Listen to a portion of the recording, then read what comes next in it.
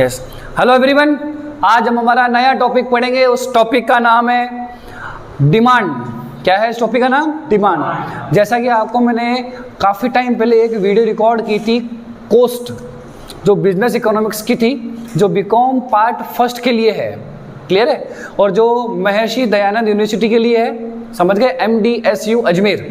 तो उसकी एक रिवीजन क्लासेस चल रही है हमारी इकोनॉमिक्स की। तो आफ्टर लॉन्ग टाइम हम वापस मिल रहे हैं, समझ गए। जो आपके लिए आर्ट्स के लिए ना, जो BA है, ठीक है, BA फर्स्ट ईयर के लिए भी काम आएगी, और वही क्लास, यही जो सेम क्लास है वो आपके लिए बीकॉम पार्ट फर्स्ट के लिए भी काम आएगी। BA पार्ट फर्स्ट और BA फर्स्ट ईयर। तो ये BA फर्स्ट ईयर और बीकॉम पार्ट फर्स्ट की आपकी एक रिवीजन क्लास स्टार्ट हो रही है। इसको आप लाइक मैराथन भी बोल सकते हो, जो डेली आपको ये क्लास अपलोड मिलेगी यहाँ पर। तो आप सभी से रिक्वेस्ट है कि आप सभी अपने स्टडी को कंटिन्यू बनाए रखें। तो मैं आपके कुछ क्वेश्चंस को ही फॉलो करूँगा यहाँ पर, तो अब आप ध्यान रखना सभी। तो आज का हमारा जो टॉपिक है, उस टॉपिक का नाम है बेटा डिमांड। क्या है? डिमांड। चलो देखो, अब डिमांड में सबसे पहले जो यहाँ पर आपको छोटी छोटी चीज़ें बताता हूँ, वो ध्यान रखना आप सभी। सबसे पहले यहाँ पर एक चीज़ समझनी है, वो क्या है? Law of demand. क्या है ये? Law of demand. देखो, डिमांड का मतलब बहुत बेसिक सा होता है। डिमांड का मतलब क्या होता है? मांग। क्या होता है? मांग। कि किसी भी वस्तु या सेवा की इच्छा जाहिर करना ही क्या कहलाता है? मांग कहलाता है। तो लॉ ऑफ डिमांड, इसको हिंदी में बोला जाता है मांग का नियम। क्या बोला जाएगा? मांग का नियम। तो मांग का नियम क्या होता है, यानी लॉ ऑफ डिमांड क्या होता है? तो डिमांड के लॉ क्या होते हैं? तो बहुत सिंपल सा एक एग्जांपल लेके चलते हैं। आपको मैं अगर जनरली कोई चीज पूछूं, अगर आप मार्केट में गए, तो कुछ ऐसी गुड्स जिनकी प्राइस सडनली क्या हो गई? इंक्रीज हो गई, रेज्ड हो गई। जिनकी प्राइस सडनली क्या हो गई? इंक्रीज हो गई, और क्या हो गई? रेज्ड हो गई, यानी बढ़ गई। तो आप क्या करोगे? उस गुड्स की डिमांड को क्या करोगे? कम। क्यों? कारण क्या है? तो ये गुड्स आपकी क्या हो गई बेटा? वो महंगी हो गई। क्या हो गई वो? तो सबसे पहली चीज क्या पड़ी? लॉ ऑफ डिमांड का सबसे पहला पॉइंट क्या पड़ा? कि जब कभी भी मार्केट में कोई गुड्स की वैल्यू है ना, प्राइस क्या हो जाती है? प्राइस बढ़ जाती है, इंक्रीज हो जाती है, तो ऑफ कोर्स उसकी डिमांड क्या हो जाती है? कम हो जाती है। समझ आ गई बात आपको? और अगर उस गुड्स की डिमांड, उस गुड्स की प्राइस क्या हो गई? कम हो गई, तो इसको ऑफ कोर्स हम क्या करेंगे? ज्यादा परचेस करेंगे। क्लियर है क्या? जहां पर 3 चीजें खरीदने जा रहे थे, वहां उसकी 5 चीजें खरीद लेंगे कि उसकी प्राइस सडनली क्या हो गई? कम हो गई। बात समझ में आ गई आपको? तो ये होता है लॉ ऑफ डिमांड। तो लॉ ऑफ डिमांड का बहुत सिंपल सा, बेसिक सा एक होता है फॉर्मूला। यहाँ मैं लिखता हूँ QX। क्या लिखा मैंने यहाँ पर? यानी क्वांटिटी ऑफ X, यानी X नाम की कोई गुड्स है, इजिकल टू क्या लिखेंगे? F मतलब यहाँ फंक्शन हो गया, और यहाँ लिखेंगे प्राइस ऑफ X। क्या लिखोगे यहाँ पर? Price of X। अगर हमारी उसी X गुड्स की प्राइस क्या हो जाती है? रेज्ड, यानी बढ़ जाती है, इंक्रीज हो जाती है, तो उसकी डिमांड क्या हो जाएगी? कम हो जाएगी। और अगर उसी गुड्स की प्राइस कम हो जाती है, तो उसकी डिमांड क्या हो जाएगी? आपके लिए बढ़ जाएगी। तो आपको ध्यान रखना, यही होता है लॉ ऑफ डिमांड। समझ गए आप लोग? चलो, अब ये छोटा सा पहला टॉपिक हो गया आपका लॉ ऑफ डिमांड। अब यहाँ पर कुछ रीजंस हैं कि ये लॉ ऑफ डिमांड का जो रूल, ये जो लॉ अप्लाई होता है, उसके क्या ऐसे रीजंस है, कारण है, जो आपका लॉ ऑफ डिमांड क्या होता है, ये अप्लाई होता है ऐसे। समझ गए आप लोग? तो इसके लिए एक छोटा सा मैं यहाँ क्वेश्चन लिखता हूँ, लेकिन क्वेश्चन लिखने से पहले ध्यान रखना, इस लॉ ऑफ डिमांड का एक डायग्राम होता है। क्या होता है? एक डायग्राम। अब डायग्राम इकोनॉमिक्स के अंदर सभी बच्चों को सबसे बड़ी बात का डर क्या होता है बेटा? डायग्राम्स। और डायग्राम्स बहुत इंपॉर्टेंट भी होते हैं कि अगर आपके क्वेश्चंस की डेफिनेशन अगर थोड़ी सी इधर उधर हो जाती है तो कोई बात नहीं है, अगर आप डायग्राम बना के आ गए बिना कहे, उसने चाहे पूछा या नहीं पूछा, बट उससे टॉपिक से रिलेटेड अगर आप क्या बना के आ गए, डायग्राम बना के आ गए, तो आप लोग एक बात बताओ, आपको डायरेक्ट वहाँ मार्क्स मिल जाएंगे। इस बात का ध्यान रहे, आपको अच्छे एक इंप्रेशन पड़ेगा सामने वाले पर्सन के ऊपर, या टीचर के ऊपर। तो अब डायग्राम में ये कभी देखा होगा, ये डिजाइन देखी कभी? इसको बोला जाता है X, इसको क्या बोला जाता है? Y। यहाँ पर ऑलवेज आपको क्या मिलेगी बेटा? क्वांटिटी। समझ आ गई? भाई डिमांड के पूरे कंप्लीट चैप्टर में ऑलवेज आपको क्या मिलेगी? यहाँ पर क्वांटिटी। और यहाँ पर ऑलवेज आपको क्या मिलेगा? प्राइस। ये देखिए आप, ये यहाँ पर ऑलवेज आपको मिलेगा बेटा क्वांटिटी, और वहाँ पर ऑलवेज क्या मिलेगा? प्राइस। चलो देखो, अब यहाँ समझना सभी कि जब कभी भी आपकी मैं प्राइस या सिंपल सा फैक्ट लेता हूँ, ये सर ये हो गया, मैंने यहाँ ले लिया P0 और यहाँ क्या ले लिया Q0 ले लिया। चलो ये 0 1 हटाओ। आप लोगों को देखो कैसे पता चलेगा, अगर प्राइस बढ़ गई, क्या हो गई बेटा, प्राइस बढ़ गई, तो बताओ क्वांटिटी ऑफ कोर्स अपने आप क्या हो जाएगी, कम हो जाएगी। देखो प्राइस क्या हो गई बेटा, इंक्रीज, तो प्राइस इंक्रीज होने से क्वांटिटी क्या हो गई, देखो कम हो गई। और प्राइस यहां से अब नीचे चली गई, तो मतलब नीचे जाने का मतलब क्या हो गया, डिक्रीज हो गई है। प्राइस क्या हो गई, डिक्रीज। तो प्राइस डिक्रीज होने से आपकी क्वांटिटी क्या हो गई बेटा, बढ़ गई। तो इसी को ही क्या कहा जाता है, लॉ ऑफ डिमांड। बिल्कुल सिंपल सा कंसेप्ट, मेरे एरोस पे फोकस करना। ये इंक्रीज हुई तो इससे रिजल्ट क्या निकला, क्वांटिटी क्या हो गई, डिक्रीज हो गई। डिमांड प्राइस अगर डिक्रीज हुई तो क्वांटिटी क्या हो गई, बेटा बात समझ में आ गई। तो इसको टच करता हुआ एक डायग्राम बन जाएगा, समझ आ गई बात, जिसको आप क्या बोलते हो, लॉ ऑफ डिमांड। अब मैं इसको रफली बनाता हूँ, ठीक है। यहाँ Q0 और ये प्राइस, तो ये आपका कौन सा डायग्राम हो गया बेटा, डिमांड का डायग्राम हो गया। क्लियर है क्या, डिमांड का डायग्राम हो गया। सिंपल सी बात है, इसको बोला जाता है कि आप slope downwards to the right, मतलब ऊपर से सीधे हाथ की तरफ, राइट और क्या होता है, गिरता हुआ होता है, नीचे क्या होता है, गिरता हुआ होता है। क्लियर है क्या आपको। चलो ये आपका लॉ ऑफ डिमांड हो गया। वापस रिपीट करो। फर्स्ट ऑफ ऑल सबसे पहले लॉ ऑफ डिमांड का मतलब क्या होता है कि अगर आपकी प्राइस क्या हो गई, इंक्रीज हो गई, तो ऑफ कोर्स उसकी डिमांड क्या हो जाएगी, कम हो जाएगी। अरे जनरल पॉइंट है ना, आप कभी भी जाते हो मार्केट में, अगर प्राइस ज़्यादा हो जाती है तो ऑफ कोर्स मैं उसको क्या करूँगा, कम खरीदूंगा, या जितनी ज़रूरत है उतना ही खरीदेंगे। और अगर प्राइस कम हो गई, नहीं भी जरूरत है तो भी ले आएंगे हम। तो समझ आ गई आपको बात। चलो सेकेंड, अब सेकंड इसका एक इम्पॉर्टेंट पॉइंट है। अब वो इम्पॉर्टेंट पॉइंट क्या है कि आपका जो ये डिमांड कर्व है, डिमांड क्या है, कर्व, ये ना कर्व, वक्र बोलते हैं इसको हिंदी में।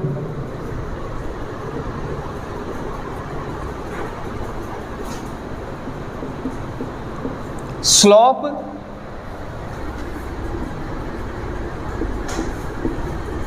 डाउनवर्ड्स टू द राइट, मांग वक्र नीचे की ओर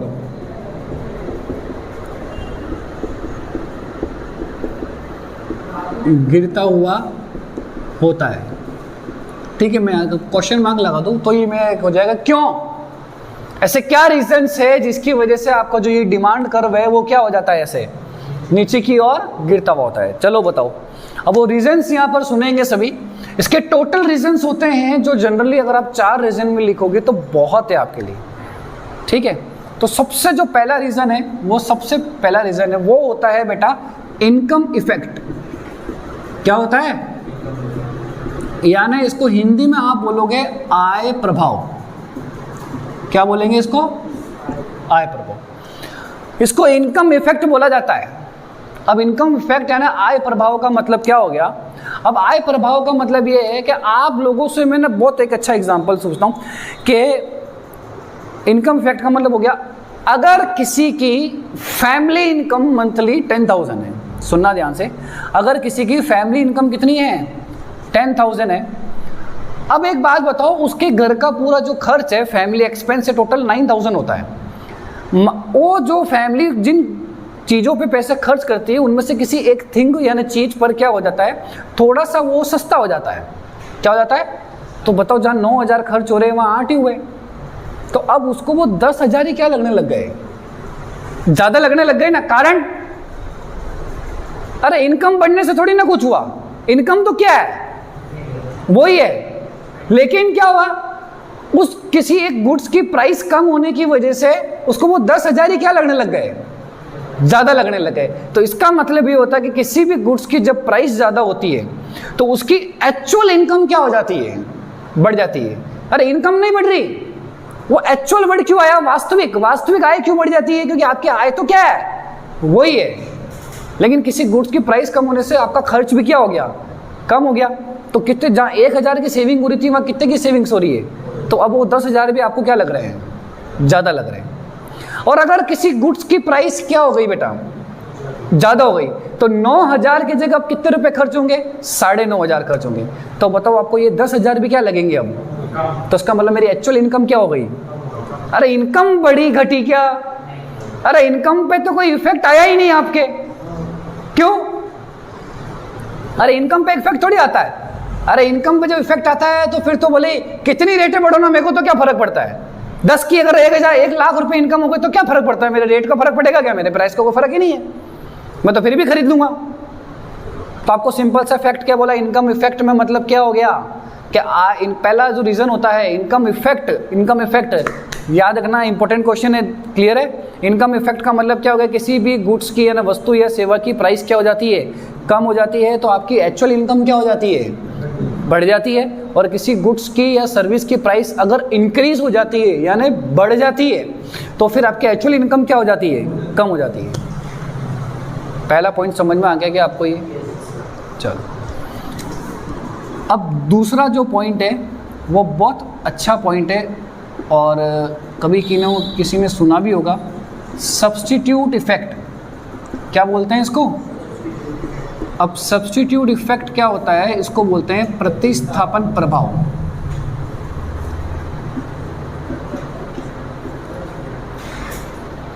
क्या बोला जाता है? प्रतिस्थापन प्रभाव। अब सब्स्टिट्यूट इफेक्ट का मतलब, पहले तो इस वर्ड का मतलब समझाइए सर हमें। सब्स्टिट्यूट का मतलब पता है, बहुत सिंपल सा होता है। सब्स्टिट्यूट का मतलब होता है कि एक दूसरे के स्थान पर आप गुड्स को क्या कर सकते हो, यूज कर सकते हो। लाइक फॉर, यहाँ पर सिंपल सा एक एग्जांपल समझना कि अगर घर में हम किसी के गए, समझ गए, तो अगर साहब वहाँ पर अगर चाय नहीं हुई तो उसकी जगह कॉफ़ी मिल जाएगी तो काम चल जाएगा साहब। अगर मेरे पास पेन नहीं है, मुझे सडनली कुछ लिखना है, तो पेन की जगह मेरे क्या चल जाएगा, पेंसिल चल जाएगी। ये चीज़ समझ में आ रही है क्या आपको? तो ये होती है सब्स्टिट्यूट गुड्स। क्या होती है ये?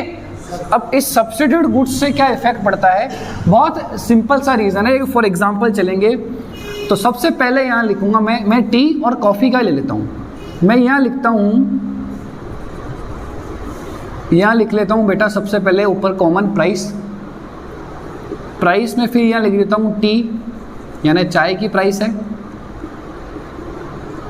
और फिर यहाँ क्या है, कॉफ़ी। अरे किसकी प्राइस है, एक तो टी की प्राइस है और एक किसकी प्राइस है, कॉफ़ी की प्राइस है। अब सुनना, यहाँ 3 प्राइस लिखेंगे अपन, जिसमें से मैं यहाँ लिखता हूँ कि टी की प्राइस तो क्या है, फिक्स है। टी की प्राइस क्या है, इसको हम x नाम देते हैं और इसको क्या नाम दे देते हैं, y। समझ गए आप लोग? अब यहाँ लिखते हैं डिमांड ऑफ टी। उस टी की डिमांड कितनी करेंगे, सुनना, देखना कैसे इफेक्ट पड़ता है किसी दूसरी गुड्स की वजह से। हमारी पहली वाली गुड्स की डिमांड पे क्या पड़ जाता है, इफेक्ट पड़ जाता है। सुनना यहाँ पर, अब अगर कॉफ़ी की प्राइस भी कितने रुपए हैं, 10 रुपीज़, तो दोनों की प्राइस क्या है बेटा, सेम है। और हम चाय के लवर हैं, अरे सभी चाय प्रेमी हैं, ऑलमोस्ट आई होप सो सभी चाय के प्रेमी होते हैं, इसलिए मैंने चाय को यहाँ पर पहले फर्स्ट रखा। तो उस चाय की डिमांड हम करते हैं सपोज 5। कितनी करते हैं यहाँ पर, 5। अब मैं आपसे एक बात कहूँ, सुनना, अरे ये सब्स्टिट्यूट गुड्स है, अगर टी नहीं हुई तो कॉफ़ी से काम चल जाएगा भैया, कॉफ़ी से काम चल जाएगा। जरूरी नहीं है कि ठेका नहीं है कि डेली क्या पीनी है, चाय पीनी है। अब सुनना ध्यान से, कॉफ़ी की प्राइस 10 रुपये से, कॉफ़ी की प्राइस 10 रुपये से अगर ये 6 रुपये हो गई, कितने रुपये हो गई? अब बताओ दोनों में से सस्ता कौन है, दोनों में से सस्ता क्या हो गया? तो बताओ अब मैं चाय खरीदूंगा क्या? क्यों? जब मुझे मेरा सेटिस्फैक्शन, मुझे संतुष्टि कॉफ़ी से मिल सकती है, तो क्यों मैं मेरे 4 रुपये एक्स्ट्रा खर्च करके चाय लूँ? आई बात समझ में? क्लियर है क्या? लेकिन सर हम तो हैबिचुअल हैं, 10 की 1 लाख रुपये हो जाओ तो भी कोई फर्क नहीं पड़ता हमारे। तो वो लॉ ऑफ डिमांड के अगेंस्ट है, वो और लॉ ऑफ डिमांड के पार्ट में नहीं आते वो लोग। समझ आई बात को? या जो रिचेस्ट पर्सन है वो भी नहीं आते। क्लियर है?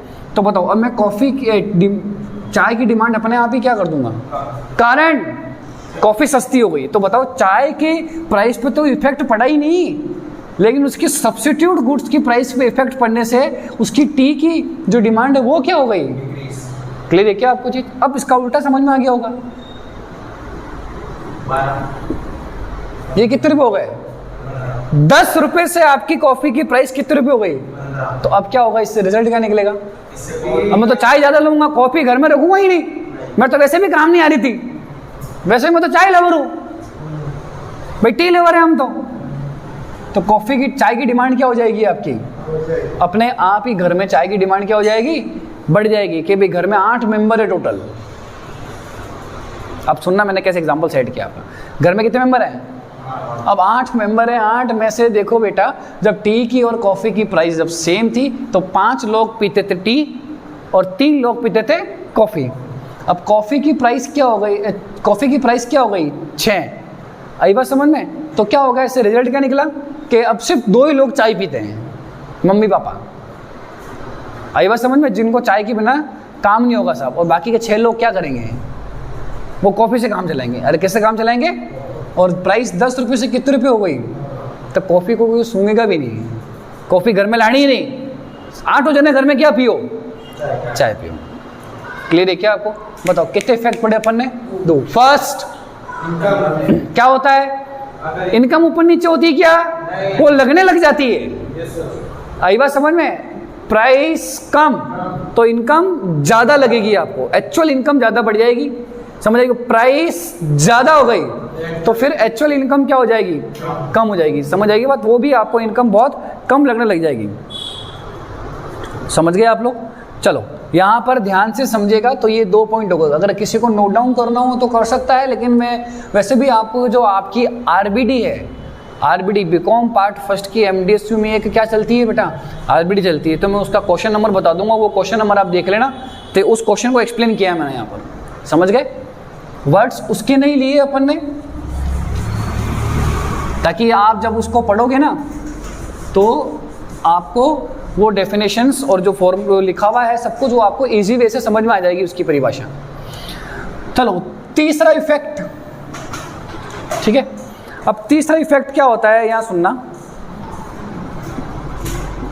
लॉ ऑफ मार्जिनल यूटिलिटी, इसको हिंदी में बोला जाता है सीमांत उपयोगिता ह्रास नियम। समझ गए? अब लॉ ऑफ मार्जिनल यूटिलिटी क्या होता है यहां समझेंगे। अब देखना यहां, लाइक एक छोटा सा एग्जांपल देते हैं आपको कि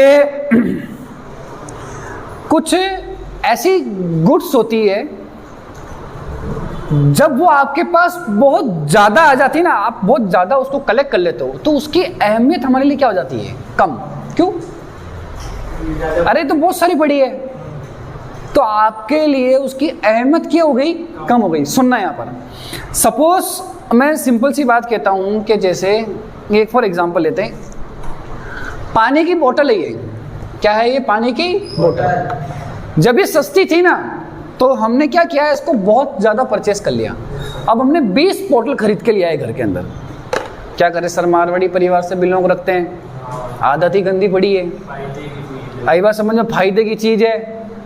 मम्मी को फ़ोन किया, मम्मी 5-5 रुपये में बोतल मिल रही है, कहते तो ले आ सब की सब, 20 लिया, काम आएगी अपने।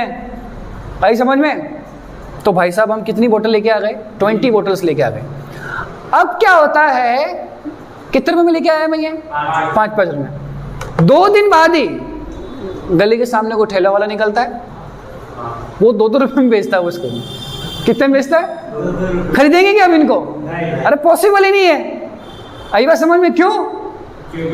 अरे क्योंकि उसके लिए हमारी अहमियत क्या हो गई? अब कम हो गई। अरे बात समझ में आ गई आपको? क्लियर है क्या? तो इसको ही क्या कहा जाता है? Law of marginal utility. तो अब इसका इफेक्ट कैसे पड़ेगा सुनना। ये तो मैंने मीनिंग बताया कि किसी भी गुड्स की जब आपके पास कलेक्शन ज़्यादा हो जाता है तो फिर आप उसको कितनी भी प्राइस कम या ज़्यादा हो जाओ, आप उसको नहीं खरीदोगे। तो वही क्या कहलाता है? लॉ ऑफ मार्जिनल यूटिलिटी कहलाता है। अरे क्लियर है क्या आपको? चलो बताओ, सबसे पहला पॉइंट क्या पढ़ा, याद होनी चाहिए सारी बातें। इनकम इफेक्ट पहला क्या है? इनकम इफेक्ट में क्या होता है कि प्राइस कम हो जाती है तो एक्चुअल इनकम क्या हो जाती है? बढ़ जाती है। प्राइस बढ़ जाती है तो एक्चुअल इनकम क्या हो जाती है? क्लियर है क्या? सेकंड क्या है? सब्स्टिट्यूशन इफेक्ट, कि किसी जो सब्स्टिट्यूट गुड्स है उसकी प्राइस इंक्रीज और डिक्रीज होने से हमारी जो मेन गुड्स है, मुख्य वस्तु है, मेन गुड्स चाहे, तो उसकी डिमांड क्या हो जाती है? इंक्रीज और डिक्रीज हो जाती है। क्लियर है क्या? तीसरा लॉ ऑफ मार्जिनलिटी क्या होता है? सिंपल सा, जब आपके पास गुड्स का कलेक्शन बहुत ज्यादा होता है तो उसकी प्राइस कितनी भी कम या ज्यादा हो जाओ, समझ आई बातों को, हम उसको नहीं परचेज करेंगे। समझ गए? अब चौथा जो होता है वो बहुत इंपॉर्टेंट है और छोटा सा पॉइंट है। इंपॉर्टेंट तो क्या कह सकते हो, ये इजीली याद हो जाता है तो इसलिए मैं इसको इंपॉर्टेंट नाम दे देता हूँ। चेंजेस इन द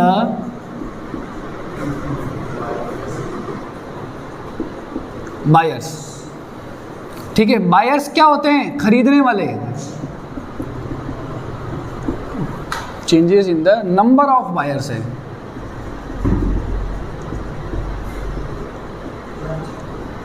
क्रेताओं की संख्या में परिवर्तन। ठीक है, अब क्या इफेक्ट होता है बताओ? अगर मार्केट में किसी गुड्स की प्राइस कम हो गई तो सारे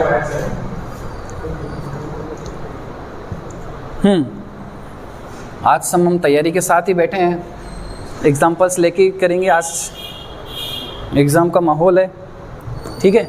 हाँ देखो साहब, ये टी शर्ट मात्र मार्केट में 100 रुपये में मिल रही है। अकॉर्डिंग टू जो कपड़ा है उसके हिसाब से देखा जाए तो 300 रुपये में, 350 में बिक जाती है। लेकिन अभी मार्केट में कोई ऑफर चल रहा है जो कितने में मिल रही है? 100 रुपये में।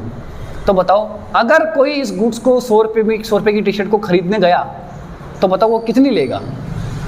अलग अलग कलर होंगे ना, डिजाइन के, तो वो 5-6 टी शर्ट लेके आ जाएगा। और क्या करेगा वो? ये तो लॉ ऑफ डिमांड हुआ। इससे क्या फर्क पड़ेगा? वो आएगा अपने दोस्तों को बताएगा, फैमिली मेंबर्स को बताएगा। तो बताओ उस टी शर्ट को खरीदने के लोगों की संख्या क्या हो जाएगी? क्यों? तो इसकी गुड्स की प्राइस क्या हो गई? कम हो गई। तो है ना मेरा topic, changes in the number of, कि किसी की प्राइस कम होने से आपके बायर्स भी क्या हो जाते हैं? बढ़ जाते हैं। और अगर यही टी शर्ट में खरीदने गया, मैं जेब में 300 रुपये लेके गए, हम सभी 300 रुपये लेके गए, तो 300 रुपये की जगह मैं तो सोच के गया भाई 300 में आसानी मिल जाती है, लेकिन साला ये तो 500 रुपये में मिल रही है। अरे कितने में मिल रही है? तो मैं तो किसी को ले जाना छोड़ की बात है, जब मैं 4-5 खरीदा मैं खुद ही एक ही लेके आऊँगा वहाँ से, क्योंकि जितनी ज़रूरत है उतनी ही क्या करूँगा। तो फिर यहाँ पर आपके न्यू बायर्स तो आएंगे ही नहीं, उल्टा ओल्ड बायर्स भी क्या हो जाएंगे? चले जाएंगे। कंसेप्ट क्लियर है क्या आपको? ये सबसे पहला बताओ, सबसे पहले आपने लॉ ऑफ डिमांड पढ़ा, वापस रिपीट करेंगे, याद होना चाहिए सारा। इकोनॉमिक्स की लैंग्वेज ऐसी होती है, याद होना चाहिए। लॉ ऑफ डिमांड क्या होता है? प्राइस बढ़ेगी तो डिमांड कम, प्राइस कम हो गई तो डिमांड क्या हो जाएगी? बढ़ जाएगी। Then second law of demand का जो डायग्राम होता है वो कैसा होता है? हमेशा डाउनवर्ड होता है, ऊपर से नीचे की ओर। नहीं समझ में आता तो लेफ्ट हैंड साइड ये होता है देखो, और राइट हैंड साइड होता है। लेफ्ट टू कहाँ जाता है? राइट जाता है। ऐसे याद रख लेना आप लोग। तो ये आपके लिए x यानी क्वांटिटी, फिर y यहाँ पे क्या हो गया आपके लिए? प्राइस। समझ गए आप लोग? ये डायग्राम आपको लर्न होना चाहिए। और इसके demand curve slope downward to the right. y कारण, 4 कारण होते हैं। पहला कारण क्या होता है? प्राइस कम तो एक्चुअल इनकम ज़्यादा हो जाएगी, प्राइस ज़्यादा हो गई तो एक्चुअल इनकम कम हो जाएगी। सेकेंड, सब्स्टिट्यूशन गुड्स के सब्स्टिट्यूट गुड्स की प्राइस इंक्रीज और डिक्रीज होने की वजह से मेरी मेन गुड्स की डिमांड क्या हो जाती है? इंक्रीज और डिक्रीज। वापस लाइन बोल रहा हूँ कि सब्स्टिट्यूशन यानी प्रतिस्थापन वस्तुओं, सब्स्टिट्यूशन गुड्स की प्राइस इंक्रीज और डिक्रीज होने से मेरी मेन गुड्स की डिमांड इंक्रीज और क्या हो जाती है? तो उसको ही क्या कहा जाता है? सब्स्टिट्यूशन इफेक्ट कहा जाता है। क्लियर है क्या? तीसरा क्या है? जब हमारे पास किसी गुड्स का कलेक्शन क्या होता है? बहुत ज़्यादा होता है, तो फिर हमारे लिए उसकी कोई अहमियत नहीं होती, बोले कितनी सस्ती मिल जाओ बोले। वो बोतल वाला एग्जांपल समझ में आया ना? फिर ये क्या होता है? Changes in the number of buyers. क्या होता है? बोलो बोलो। कि अगर किसी गुड्स की प्राइस क्या हो गई? कम हो जाती है तो क्या होता है? तो आपके न्यू बायर्स इंक्रीज होंगे ओल्ड बायर के साथ साथ अगर प्राइस बढ़ गई तो न्यू बायर्स तो आएंगे ही नहीं, उल्टा ओल्ड बायर्स भी क्या हो जाएंगे, चले जाएंगे। कंसेप्ट क्लियर है क्या आपको ये चीज़? चलो ठीक है ना। अब अगला टॉपिक पढ़ेंगे, इसी डिमांड का जो एक टॉपिक है वो भी अगला है, वो आपके लिए इम्पोर्टेंट रहेगा काफ़ी।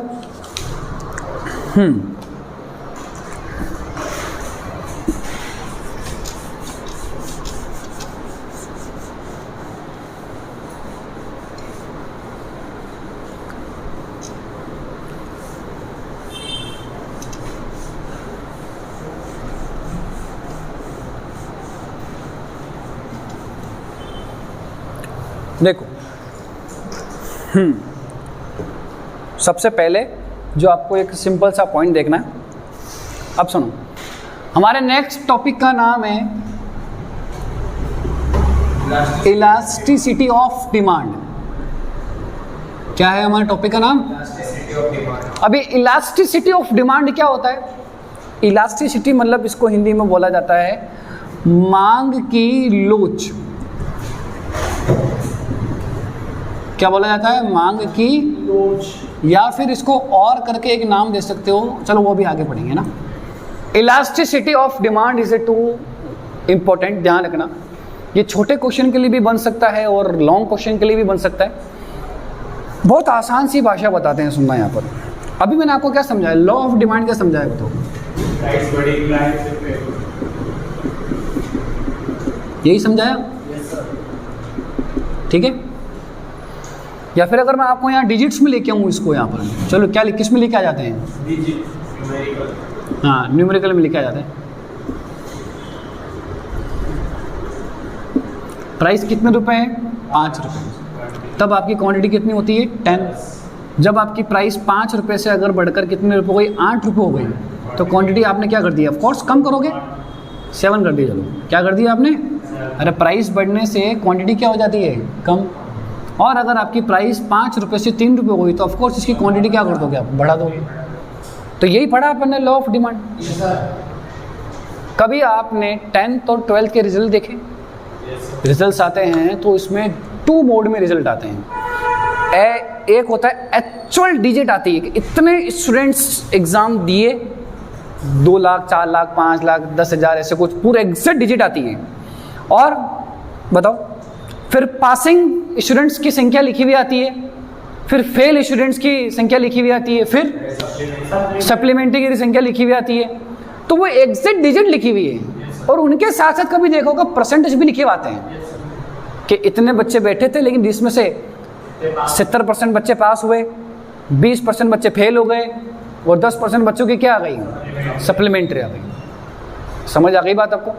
तो मैं आपसे सिंपल सी बात करता हूँ, तो दोनों ही, बस उसको प्रेजेंट करने का तरीका क्या है अलग है। वो प्रेजेंट करने का तरीका ये क्या कर रहा है? परसेंटेज बेस पे। और ये प्रेजेंट करने का तरीका क्या है? डिजिट के बेस पे। दोनों गलत है क्या? ज़्यादा आसान कौन सा है? परसेंटेज। ज़्यादा आसान कौन सा है? हर एक डिपार्टमेंट क्या करता है? वैल्यू का परसेंटेज निकालता है। तो सेम यही है कि डिमांड अभी आपने किस में सीखी है? डिजिट्स में। अरे किस में सीखी है? तो वो तो लॉ ऑफ डिमांड हो गया। अब ये डिजिट की जगह में इसको किस में सीख लूं? परसेंटेज में। तो फिर इलास्टिसिटी ऑफ डिमांड हो गया। क्या हो गया वो? अब डेफिनेशन सुने। अब यहां पर डेफिनेशन है कि percentage of quantity in demand. समझ आई बात को? मतलब मांग मात्राओं का प्रतिशत। समझ आई बात को? और उसके डिवाइड में अगर आप क्या करोगे कि आप लिखोगे कि percentage of price in demand, तो यहाँ पर लिखना है कि कीमत में प्रतिशत परिवर्तन। कीमत में क्या हो गया? तो इन दोनों का जो यहाँ पर डिवाइड होता है उसी को ही क्या कहा जाता है? देखना क्या हुआ, ठीक है, डिमांड परसेंटेज होता है तो उसी को ही क्या जाता है? इलास्टिसिटी ऑफ क्या कहा जाता है? डिमांड कहा जाता है। अरे बात समझ में आ गई आपको? अब एक छोटा सा आपको यहाँ पर एक फॉर्मूला बताता हूँ, वो फॉर्मूले को आपको याद रखना है।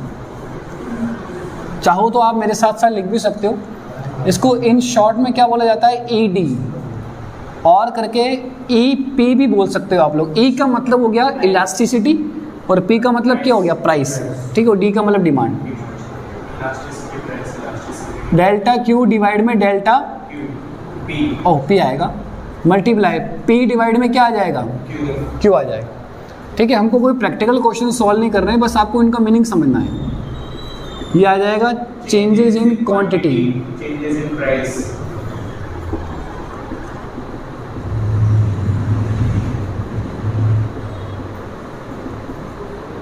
समझ गए आप लोग? चलो देखो, अब इसका एक और फॉर्मूला होता है। देखो फॉर्मूले और डायग्राम से आपके पास बहुत ज़्यादा इफेक्ट पड़ेगा एग्जाम के अंदर। क्लियर है? हाँ, percentage change in quantity demand. ठीक है, फिर percentage change in price of quantity. ठीक है सर, हिंदी में भी लिखाइए, ये लो हिंदी में, मांग मात्रा में प्रतिशत परिवर्तन। फिर यहाँ आ जाएगा कीमत में प्रतिशत परिवर्तन। समझ आ गई बात आपको? तो ये इलास्टिसिटी ऑफ प्राइस होती है कि अगर किसी गुड्स की प्राइस में एज ए परसेंटेज चेंज होता है तो उसकी डिमांड में भी कैसे होगा, एज ए परसेंटेज चेंज होगा। तो इसी को ही क्या बोला जाता है, इलास्टिसिटी ऑफ डिमांड बोला जाता है। जब आप इसकी डेफिनेशंस पढ़ोगे तो आपको ये बहुत अच्छे से क्लियर हो जाएगा, खुद को ही समझ में आने लग जाएगा कि क्या कहना चाह रहे हैं। तो अब आपके पास यहाँ पर इसके मेथड होते हैं। क्या होते हैं इसके मेथड्स? अगर किसी को लिखना हो तो बोले मैं 5 सेकंड के लिए होल्ड कर लेता हूँ, लिख सकते हो आप बोले।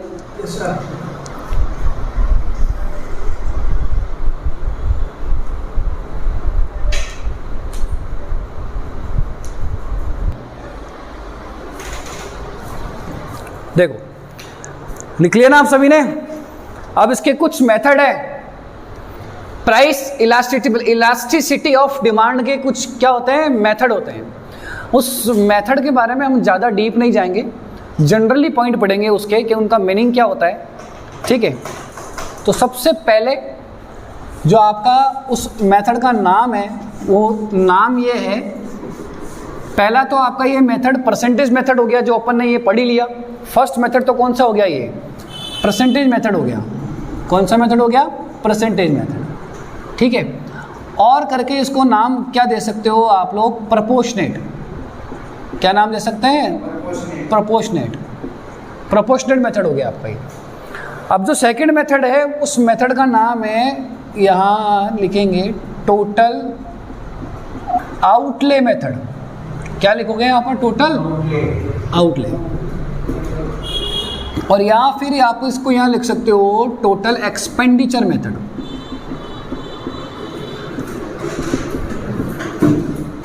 तो टोटल एक्सपेंडिचर मेथड का मतलब क्या होता है, कुल व्यय विधि। क्या होता है, कुल व्यय विधि। अब टोटल एक्सपेंडिचर मेथड का मतलब सिंपल सा होता है कि आपको मैं एक्सपेंडिचर का मतलब बताता हूँ। आप एक बात बताओ, एक्सपेंडिचर का मतलब क्या होता है, खर्च। अगर मार्केट से कोई सामान खरीद के आए आप, तो नंबर ऑफ क्वांटिटी, कि वो कितनी गुड्स खरीदी आपने, और मल्टीप्लाई बाय ईच क्वांटिटी की प्राइस लिख दोगे। जैसे मैं यहाँ पर सपोज वो 20 बोटल्स खरीद के आया था ना, 20 बोटल्स कितनी खरीद के लेके आया था मैं, ये 20 बोटल्स खरीद के लेके आया था, और एक बोतल की प्राइस कितने रुपए थी, 5। तो बताओ मैं टोटल कितने रुपए खर्च करके आ गया, 100 रुपये। तो वो 100 रुपये मेरे लिए क्या कहलाता है, एक्सपेंडिचर कहलाता है। तो इसका मतलब इसका फॉर्मूला क्या हो गया, क्वांटिटी को मल्टीप्लाई कर दो किससे, तो ये आपका वो एक टोटल आउटले या टोटल एक्सपेंडिचर मेथड हो गया। रही बात इसकी डायग्राम की, ये लीजिए सर, इसका आप यहाँ डायग्राम बनाओ, अच्छे से बनाओ।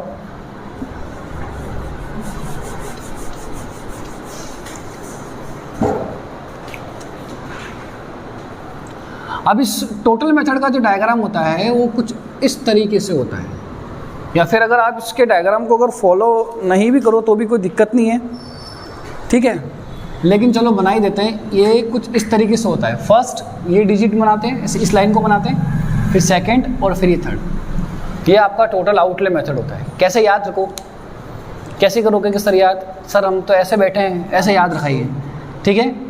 यहाँ से ऊपर से स्टार्ट करना है, फिर ये क्लियर क्या, फिर ये स्ट्रेट, फ्री ऐसे, समझ आइए बताओ। तो इस तरीके से आपको अपना टोटल आउटले और टोटल एक्सपेंडिचर मेथड का डायग्राम बनाना है। लास्ट जो मेथड है उस मेथड का क्या नाम है, थर्ड मेथड है। थर्ड मेथड का नाम होता है पॉइंट मेथड। क्या नाम होता है, ठीक है, या और करके इसको ये नाम दे सकते हो ज्योमेट्रिक मेथड, समझ आइए देखो। अब ज्योमेट्रिक मेथड नाम दे सकते हैं इसको। अब पॉइंट मेथड क्या होता है कि आपके इसके अंदर पॉइंट्स होते हैं, कुछ क्या होते हैं, कुछ पॉइंट्स। आप सब पढ़ोगे उसकी थ्योरी तो आपको समझ में आ जाएगी, ठीक है। अब ये सिंपल सा एक टोटल ये 5 पॉइंट होते हैं। कितने पॉइंट होते हैं टोटल, 5। समझ गए आप लोग। अब ये 5 पॉइंट होते हैं। अब 5 पॉइंट को आप जब अपनी देखोगे उसके अंदर नोट्स के अंदर तो ये मिल जाएंगे सारे के सारे 5 पॉइंट। तो इसको क्या बोला जाता है, सिर्फ पॉइंट मेथड बोला जाता है।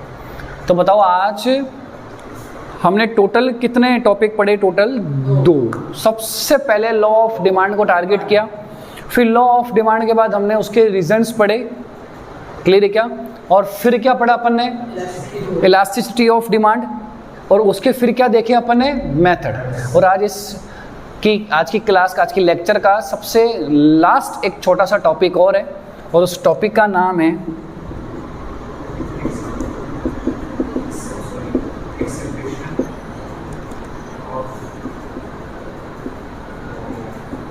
Exceptions of law of demand. इसको हिंदी में बोला जाता है मांग नियम का अपवाद। एक्सेप्शन वर्ड का मतलब बताओ क्या होता है। अरे वो थिंग्स, वो चीजें जो उस एरिया में लागू नहीं होती हो, वो क्या होता है, एक्सेप्शंस होता है। क्या होता है वो, अरे वो वहां लागू ही नहीं होती हो। समझ आ गई बताओ। मतलब एक्सेप्शन हो गया कि वो वहां पे लागू ही नहीं होता। मतलब ऐसे कौन सी चीजें हैं जहां पर डिमांड का लॉ अप्लाई ही नहीं होता, उसके अपवाद बताइए। तो लॉ ऑफ डिमांड वहां पे अप्लाई नहीं होता। सबसे जो पहला जो इसका सबसे इंपॉर्टेंट है, जो छोटे क्वेश्चन में भी आपका यह बन के आता है, उसका नाम है गिफिन गुड्स। क्या है, इसको हिंदी में बोला जाता है गिफिन ही बोला जाता है, गिफिन वस्तु है। इनका भाई साहब का पूरा नाम है सर रॉबर्ट गिफिन। इन्होंने खुद के नाम पे ही ऐसी गुड्स रख दी, गिफिन गुड्स के नाम से ही जाना जाता है इनको। गिफिन गुड्स क्या होती है, सुनना। आप लोगों ने कभी ये चीज़ देखी ना कि हमने लॉ का क्या पढ़ा, डिमांड का लॉ क्या पढ़ा बताओ। प्राइस बढ़ जाती है तो डिमांड क्या हो जाती है, लेकिन अब यहाँ उल्टा है कि प्राइस बढ़ गई तो डिमांड भी क्या हो जाएगी, और प्राइस कम हो गई तो डिमांड भी क्या हो जाएगी। तो वो कहलाता है exceptions of law of demand. मतलब आप उस लॉ ऑफ डिमांड के अगेंस्ट काम कर रहे हो। तो उसका सबसे पहला कारण क्या है, गिफिन की गुड्स है। समझ गए। एग्जाम्पल डालडा घी, ऐसी जो लो क्वालिटी की गुड्स होती है, क्या होती है, लो क्वालिटी की जो गुड्स होती है वो ही क्या कहलाती है, आपकी गिफिन गुड्स कहलाती है। समझ आइए देखो, जो लो क्वालिटी की गुड्स। ठीक है। अब यह देखना, इसके बाद नेक्स्ट जो है second, exception of law of demand का सेकंड पॉइंट क्या है, समझना।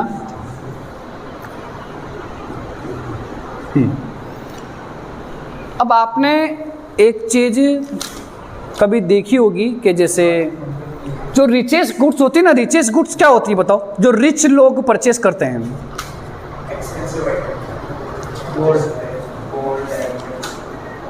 जिसको इंग्लिश में बोला जाता है प्रेस्टिजियस गुड्स। क्या बोला जाता है इसको, हाँ, प्रेस्टिजियस गुड्स ही बोला जाता है इसको। यानी इसको हिंदी में बोला जाता है प्रतिष्ठा